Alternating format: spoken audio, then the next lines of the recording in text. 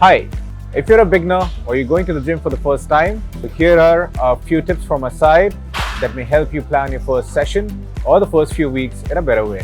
So the first point I would like to say is about nutrition, especially the pre-workout nutrition. So if you're going to the gym for the first time, make sure you're well nourished. You should have some kind of amino acids floating around in your bloodstream, so protein intake is important.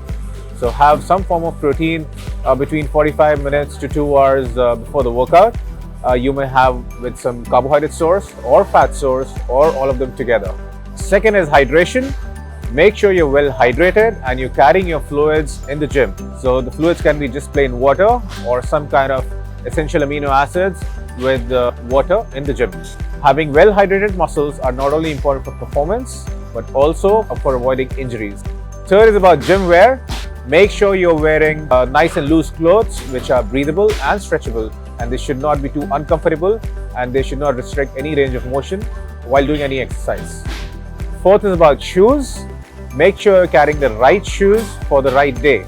If you're doing running, you should be carrying running shoes, and if you're lifting, you should not basically lift in running shoes. So make sure you're carrying shoes which are ideal for lifting and ideal for running. One form of shoes that I really recommend is Nike Metcons because they are normally adaptable for all sort of workouts. Another form of shoes that I really recommend are Zero shoes, which basically mimic your barefoot training.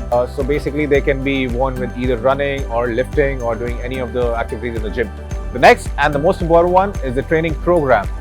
So if you're a beginner, 3 to 4 times a week is enough frequency for you. All the days can be a full body workout where basically you're trying to condition all the muscles in the body and the joints and the ligaments. A comprehensive training session may include one pulling movement vertically, one pulling movement horizontally, one pushing movement vertically and one pushing movement horizontally, one any sort of lower body movement which mimics a squat, one any sort of lower body movement which mimics a hinge, and that'll be enough workload for the first 2 to 3 weeks and condition your entire body.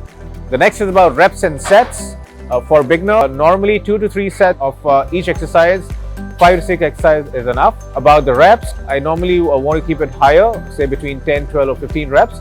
That is to reinforce proper movement patterns, we need more frequency. So we need repeated efforts so the reps become on a higher side. The next is form and execution. So here I would always advise anyone who's starting a gym regimen should train with a personal trainer at least for the first 2 to 3 months to nail down the perfect form and technique and execution of each exercise so that you don't get injured and so that you can progress smoothly and safely.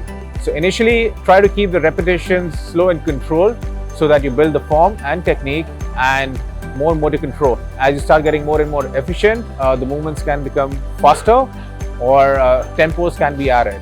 The next is about overall nutrition. Your overall nutrition should be based on your goals. If you're looking to lose fat, you should eat in a calorie deficit. If you're looking to gain muscle, you can probably start on a maintenance level or maybe 5% above your maintenance level. In all the cases, your protein intake should be high and the rest carbs and fats can be dependent on your preferences and the kind of workouts you're doing, all that stuff. So what should a comprehensive training program look like? A comprehensive training program should include resistance training as a base with some cardio and some mobility. Thank you very much.